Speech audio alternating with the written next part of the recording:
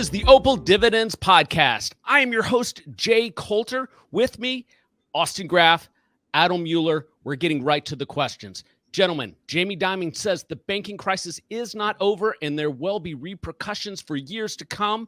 Austin, what's your take? I think it's fair. It might not mean that banks are going out of business or failing for the next few years, but it definitely means banks are going to have impaired earnings for some time to come. As many banks are stuck in these lower yielding securities portfolios, the only real option for them is to wait for those securities portfolios to roll off and then reinvest those proceeds at higher rates. And that's when we'll see kind of normalization of earnings in the financial institutions.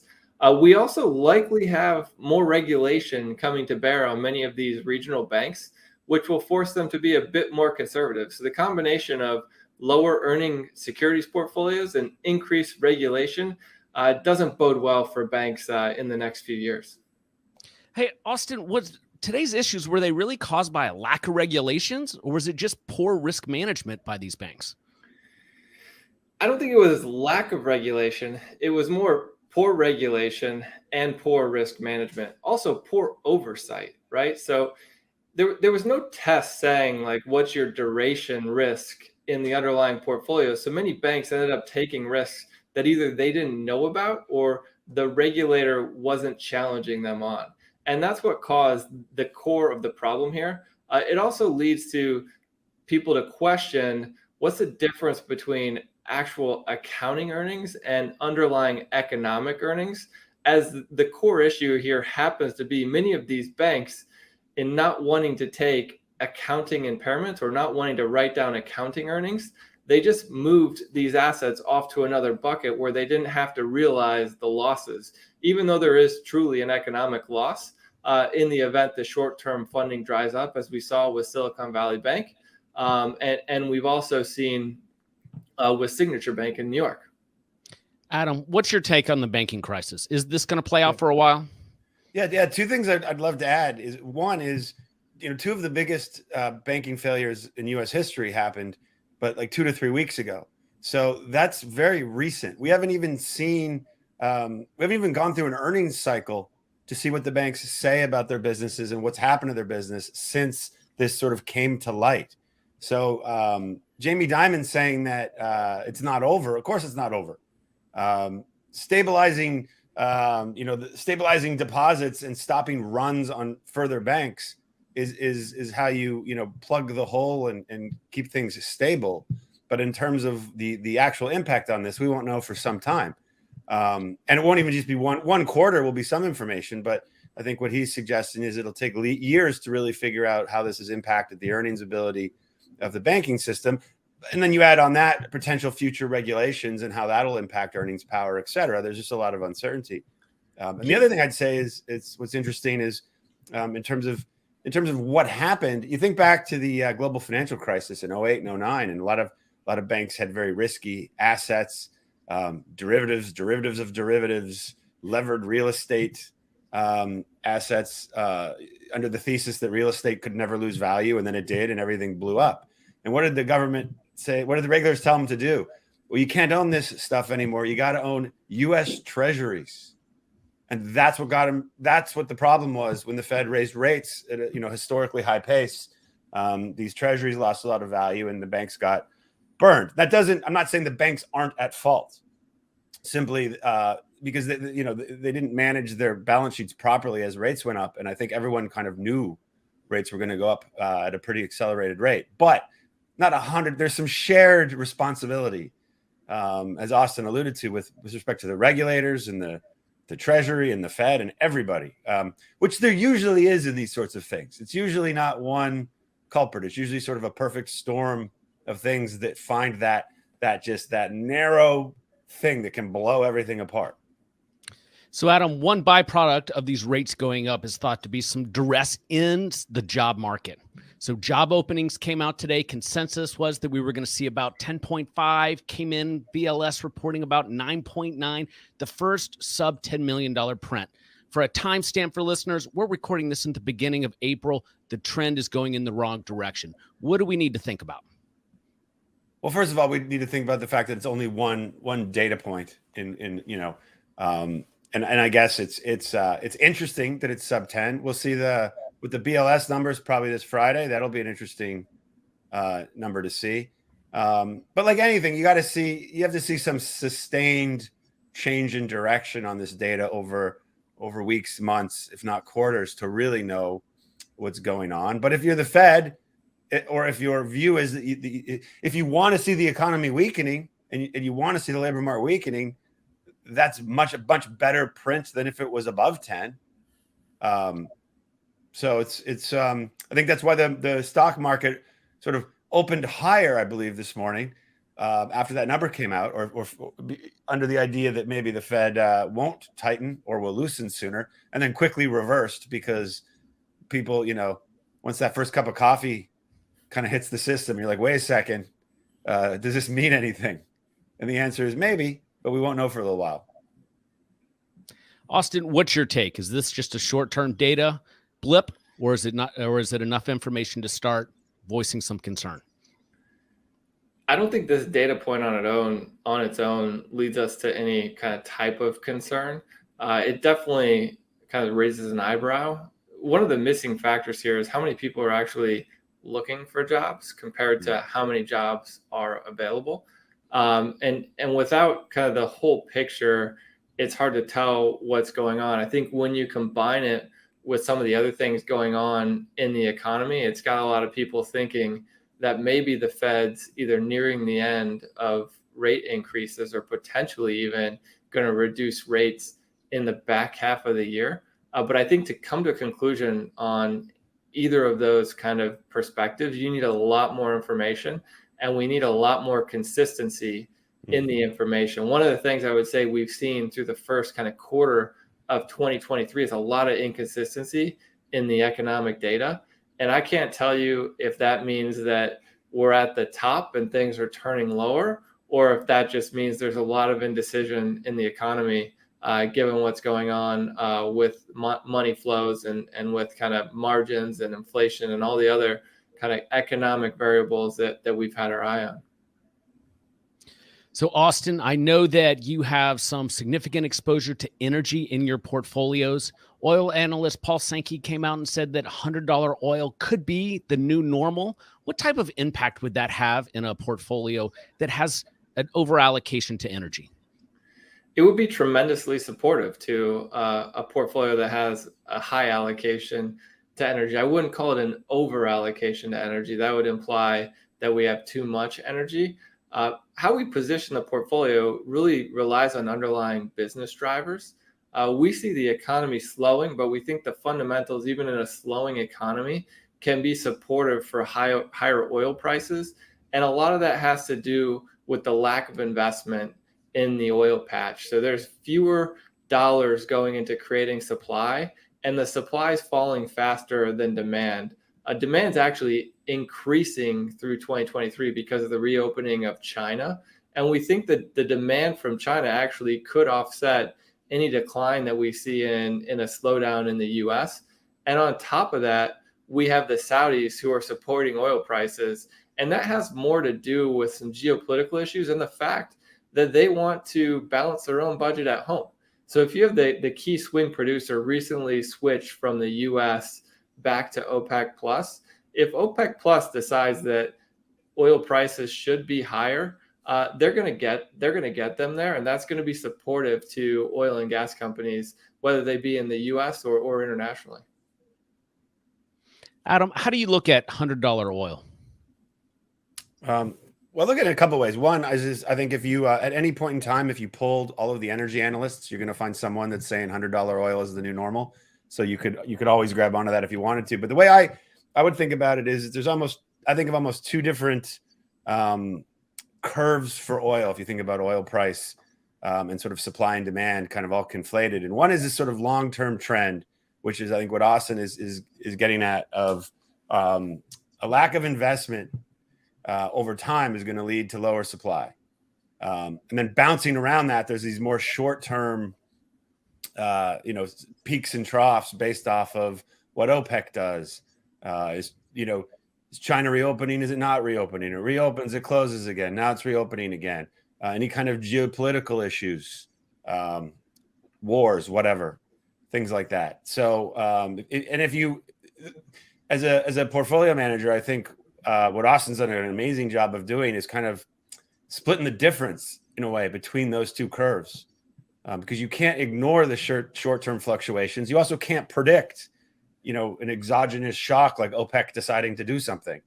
But you can sort of logically think about what would you do if you were them. You just can't, so I think there were a lot of people that weren't necessarily surprised that OPEC is going to cut some production, but wouldn't have been able to sort of predict the timing or the amount. And then the other thing with OPEC is you also can never predict how many of them are actually going to follow through and to what degree. So there's always a haircut to the kind of headline number. But could oil, I don't know if $100 oil is the new normal. Could it get there again and then quickly? Sure. Most importantly, we don't need $100 oil to generate great returns on our portfolio. Right. If we get $80 to $90 oil, the companies in the oil and gas space will be printing money hand over fist. Okay. Let's switch gears to virtual reality. Disney, in trying to right their ship recently, I believe laid off their whole virtual reality department. A report out of CNBC says that only 4% of teenagers who own a virtual reality headset use it on a daily basis. And I can tell you personally, I bought a VR headset for my teenagers 2 Christmases ago, and it's been used twice. Adam, what are the implications of the lack of adoption of virtual reality through an investor's lens? Well, I think if you were going to have a thesis that virtual reality is going to be something, you have to be thinking pretty long term. And I think that's true of most new technologies. It's very hard to predict an adoption curve for something as new and as different as strapping on a headset and go waving around in some virtual environment. And I think a lot of people aren't yet convinced on that's fully the direction we're going to go, and certainly that it's anything in the near term, to be worried about. It's sort of like at some point, will the majority of cars be electric, or let's just say it another way, will the majority of vehicles at some point in the future not use internal combustion engines? Maybe. Should you not? Should you just be short oil and sell all the automakers that use conventional engines today because that could happen sometime in the future? God, no. It's going to take a long time. And I think VR, it's hard to predict. It's, how many people have Apple Watches now? And when those watches came out, people were like, And then all of a sudden you look around and so many people have them on. So you can't really predict the adoption curve, but it's coming in one form or another. And the process may be slow and it may pick up when there's more use cases. But any technology like this, to your point about teenagers, they're the one. If they start using it, it'll filter up. If I was making VR headsets, I would try to create some sort of social media platform to put on them, because that's how you get the kids involved. And then, before long, it'll move up the demographic curve.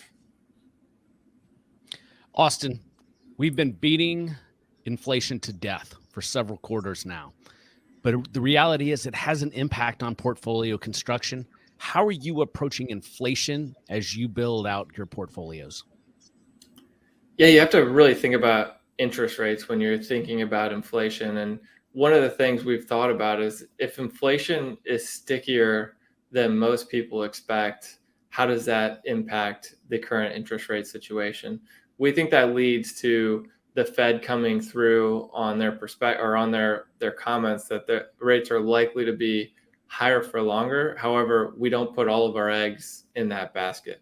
And so when we think about positioning the portfolio for inflation, we want to own high quality dividend payers that can perform well in a high inflation environment, which, whether that be a high inflation, high growth environment, or a high inflation, low growth environment, which is a very real possibility given where we're seeing economic data going right now.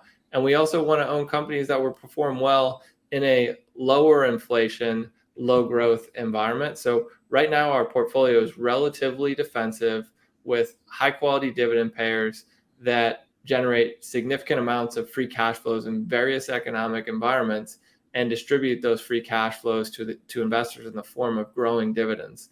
Now, when we talk about dividends, I think one important thing to keep in mind is right now a lot of investors are saying with the short-term treasuries in the 4 to 5% range, why would I own a dividend payer that's only paying me 3 to 4%?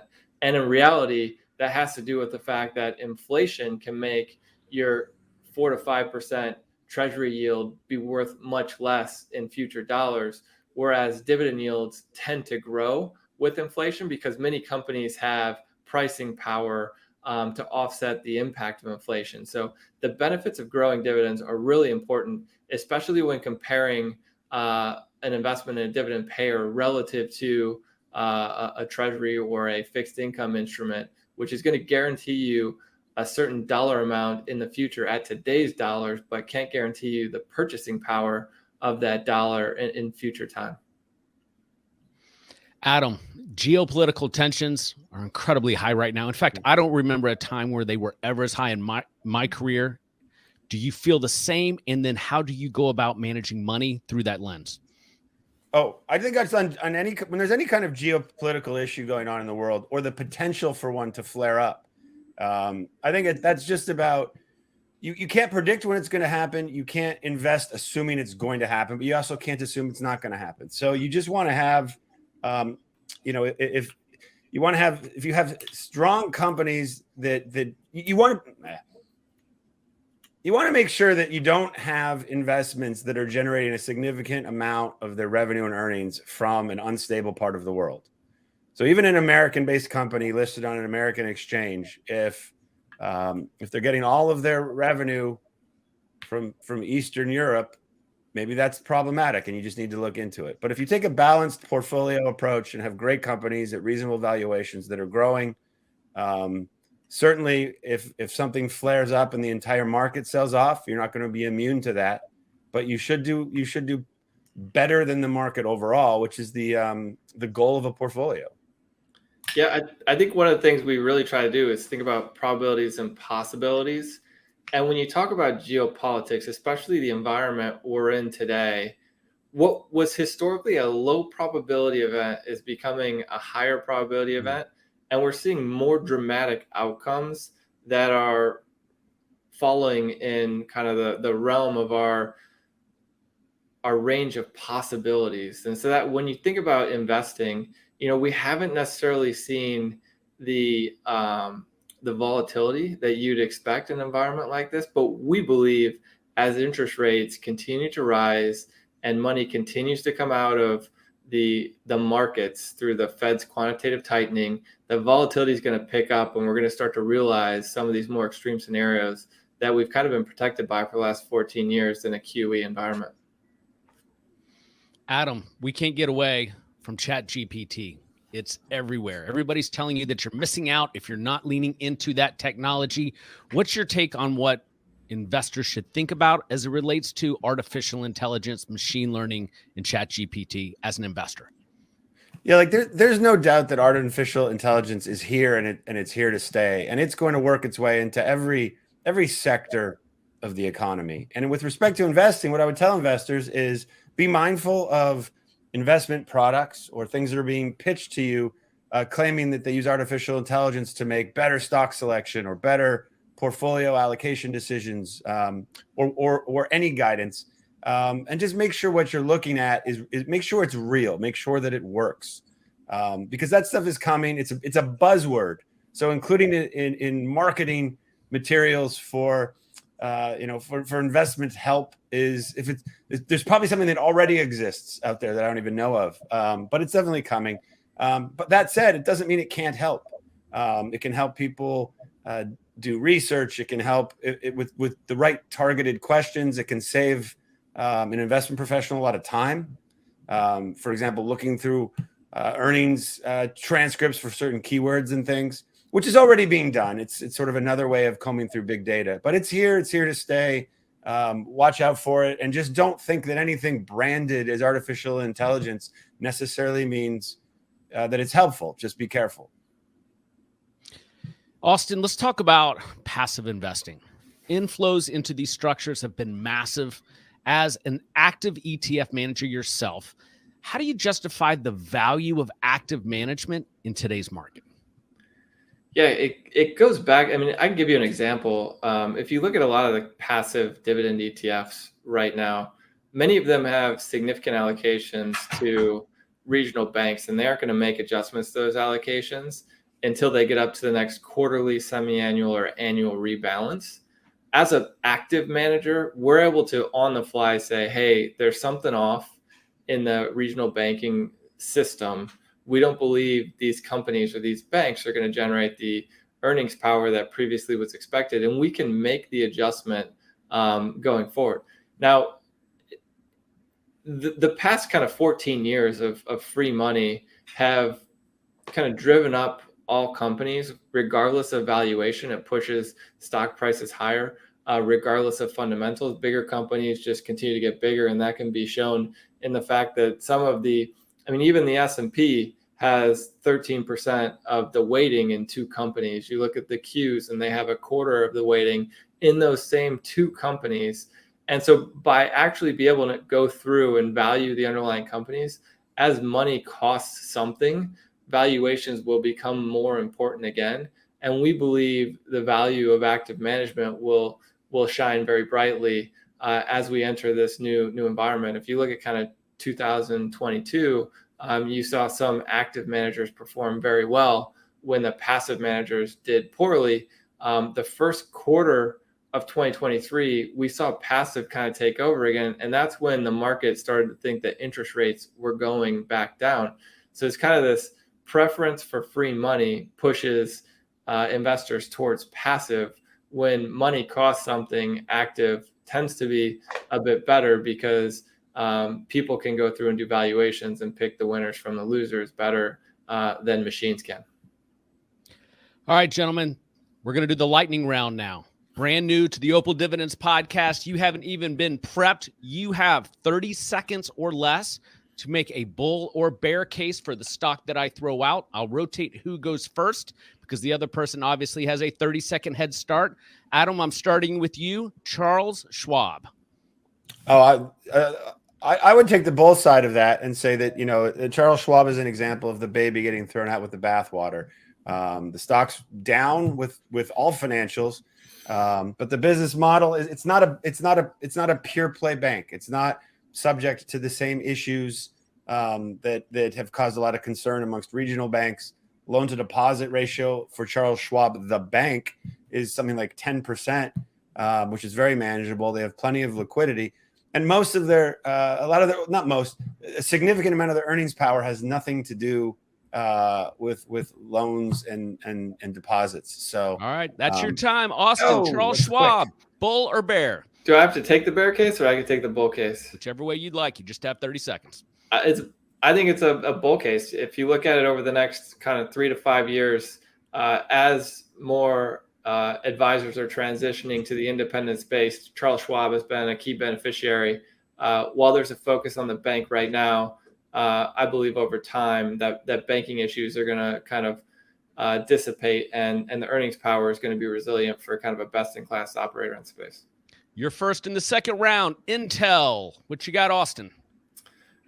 I'm a bear on Intel. There's so much competition in some of these more advanced semiconductors. You know, Intel is a cheap company. They've done a pretty terrible job of execution over the last decade plus. They've essentially handed over their business to all the competitors. And now if you're buying Intel, you're essentially banking on the fact that they're going to steal that business back through superior engineering and superior execution, which hasn't been proven yet. Adam, Intel, bull or bear?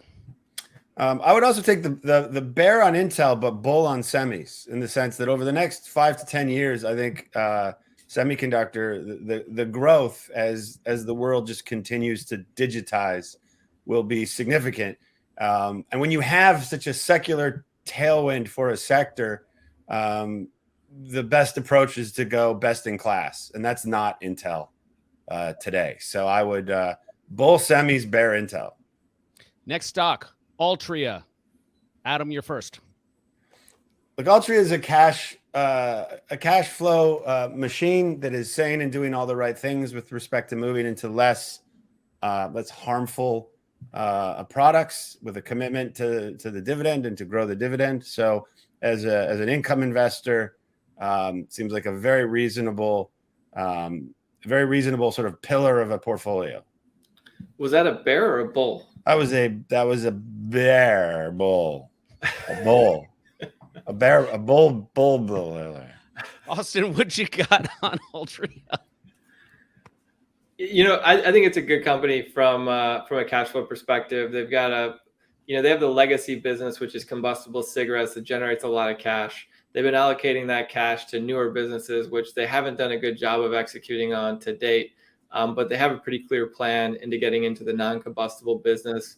We think it's a business that has higher profit margins, more cash flow potential. And as they make that transition, the current valuation is going to look significantly undervalued relative to the future prospects. The last stock, Walmart. Austin, you're first.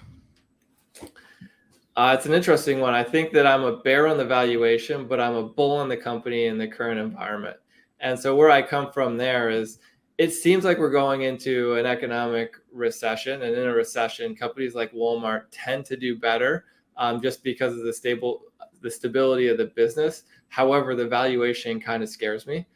So in the short term, Walmart might do relatively well. I think over the long term, it might struggle a bit more just because the valuation is quite high and they have to earn or generate some earnings to compensate for that valuation. Adam, close us out with Walmart. Bull or bear? I'll go a tepid bull because I agree with everything Austin said. I do think that there is a kind of a brand value embedded in that valuation, and maybe that doesn't go away as in a slower economic period. If people trade down and Walmart does well, maybe that valuation, maybe the valuation holds up. So it's not my favorite, but I can't bring myself to call it a bear. Excellent. Hey, good job for your first lightning round with not knowing we were going to do it. I think that's going to make the final cut. You guys did a good job. Viewers and listeners, sign up for the Opal Dividends Digest by visiting opalinvest.com. That's opalinvest.com. And don't forget to follow Opal Dividends on your favorite social media handle. Gentlemen, we'll see you next time.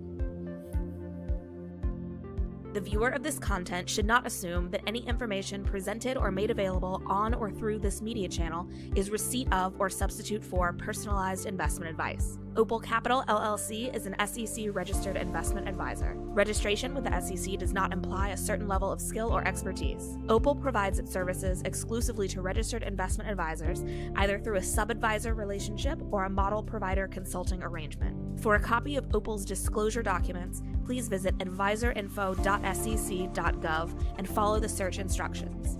Visit opalinvest.com or opaldividendsdigest.com to learn more.